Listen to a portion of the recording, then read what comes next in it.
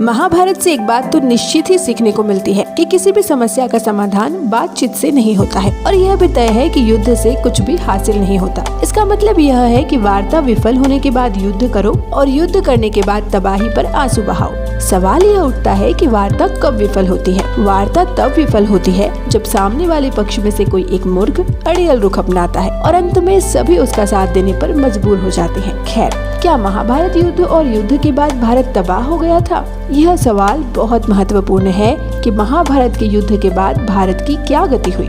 महाभारत की चर्चा तो सभी करते हैं, लेकिन इस युद्ध के परिणाम की चर्चा बहुत कम की जाती है। इस युद्ध से संपूर्ण भारतवर्ष पर क्या प्रभाव पड़ा, इसकी चर्चा भी बहुत कम ही की जाती है। तो आइए आज के इस वीडियो में हम आपको यही बताते हैं कि कैसे इस युद्ध के बाद भारत तबाह हो गया और क्या हुआ था सभी योद्धाओं के साथ।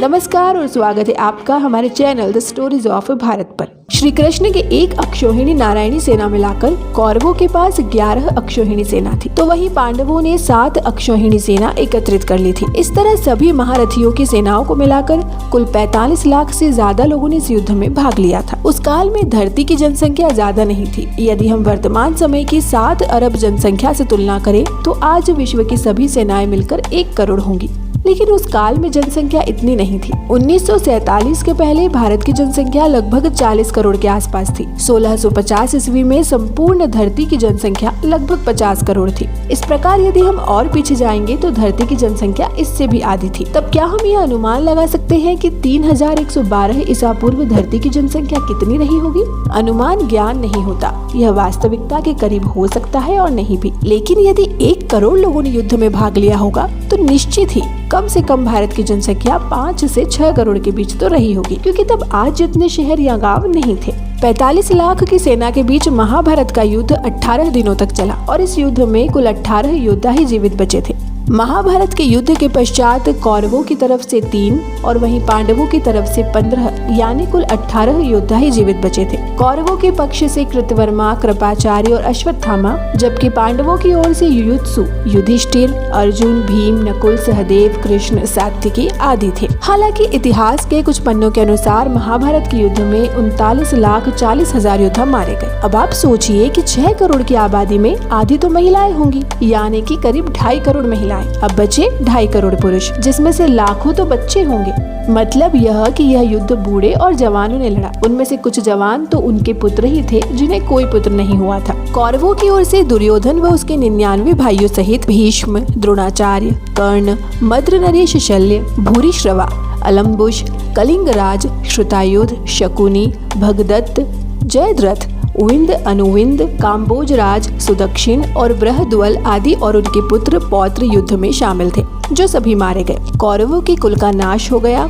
कौरव वंश का एकमात्र युयुत्सु ही बचा था। पांडवों की ओर से अभिमन्यु, घटोत्कच, विराट, द्रुपद, धृष्टद्युम्न, शिखंडी, पांड्यराज, कुंतीभोज, उत्तमौजा, शैब्य और अनूप राजनील आदि सहित पांडवों के लगभग 50 पुत्र भी युद्ध में मारे गए थे। पांडव वंश में अर्जुन के पुत्र अभिमन्यु की पत्नी उत्तरा के गर्भ में पल रहा उनका एकमात्र पुत्र बचा था, जिसे श्री कृष्ण ने बचाया था। इसका नाम था परीक्षित। पांडव युद्ध जीतने के बाद भी हार ही गए थे, क्योंकि फिर उनके पास कुछ भी नहीं बचा था। प्रत्येक पांडव के 10-10 पुत्र थे, लेकिन सभी मारे गए। श्री कृष्ण की नारायणी सेना और कुछ यादव युद्ध में और बाद में गांधारी के शाप के चलते आपसी युद्ध में श्री कृष्ण के कुल का नाश हो गया। कौरवों की मां गांधारी ने श्री कृष्ण को श्राप दे डाला था कि जैसे मेरे बच्चों की इतनी दर्दनाक मौत हुई है, उसी तरह तुम्हारा यादव परिवार भी आपसी युद्ध में तड़प तड़प कर मारा जाएगा। तो इस तरह हमने इस वीडियो में जाना कि इस युद्ध में कई पितामह, पिता और पुत्रों ने एक साथ भाग लिया था, जिसके चलते 3 पीढ़ी एक साथ खत्म हो गई थी। कौरवों और पांडवों के इस महामरण युद्ध में सिर्फ उनका ही वंश नष्ट नहीं हुआ, बल्कि भारतवर्ष के कई राज्यों के राजाओं का वंश और उनकी सेनाओं का भी नाश हो गया था। इस युद्ध में देश विदेश के लाखों राजाओं, महाराजाओं और सैनिकों ने भाग लिया था। तो अब तक हमने जाना कि किस तरह 3 पीढ़ी समाप्त हो गई थी। ऐसे में लाखों महिलाएं भरी जवानी में विधवा हो गई थी। लाखों महिलाओं के समक्ष पुरुषों का संकट खड़ा हो गया था, अर्थात उनके विवाह के लिए पुरुषों का होना भी तो जरूरी है। यह सिर्फ अनुमान ही लगाया जा सकता है और अनुमान ज्ञान नहीं होता।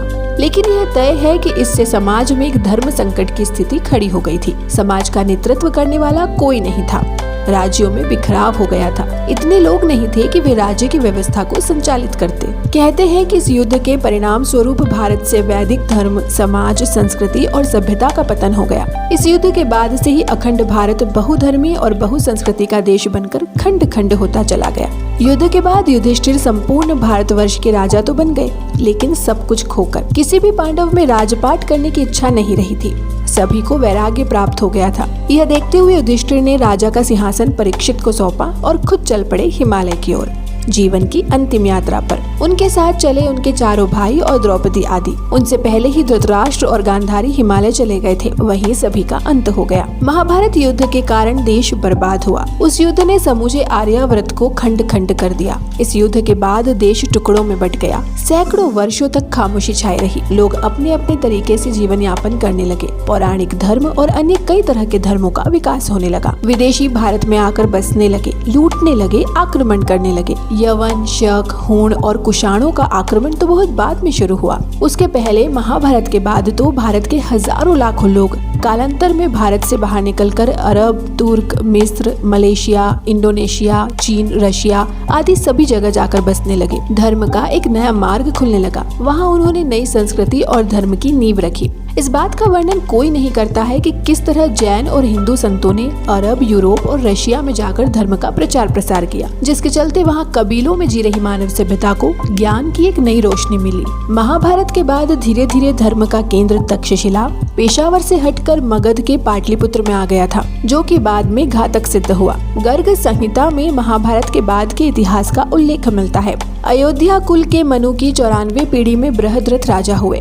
उनके वंश के राजा क्रमशः सोमाधि, श्रुतश्रव, अयुतायु, निर्मित्र, सुकृत, बृहत्कर्मन, सेनाजीत, विभु, शुचि, क्षेम, सुव्रत, निवृत्ति, त्रिनेत्र, महासेन, सुमति, अचल, सुनेत्र, सत्यजीत, वीरजीत और अनिंजय हुए। इन्होंने मगध पर क्षेम धर्म से पूर्व राज किया था। महाभारत के बाद कुरुवंश का अंतिम राजा निचक्षु था। पुराणों के अनुसार हस्तिनापुर नरेश निचक्षु ने, जो कि परीक्षित का वंशज यानी कि युधिष्ठिर से 7वीं पीढ़ी में था, उसने हस्तिनापुर के गंगा द्वारा बहा दिए जाने पर अपनी राजधानी वत्स देश की कौशाम्बी नगरी को बनाया। इसी वंश की 26वीं पीढ़ी में बुद्ध के समय में कौशाम्बी का राजा उदयन था। निचक्षु और कुरुओं के कुरुक्षेत्र से निकलने का उल्लेख सांख्यान श्रौत सूत्र में भी है। तो इसी के साथ आपको यह कहानी दिलचस्प लगी हो तो वीडियो को लाइक और शेयर करें और साथ ही चैनल को भी सब्सक्राइब करना न भूलें। ऐसी ही और वीडियोस के लिए बने रहिए द स्टोरीज ऑफ भारत के साथ।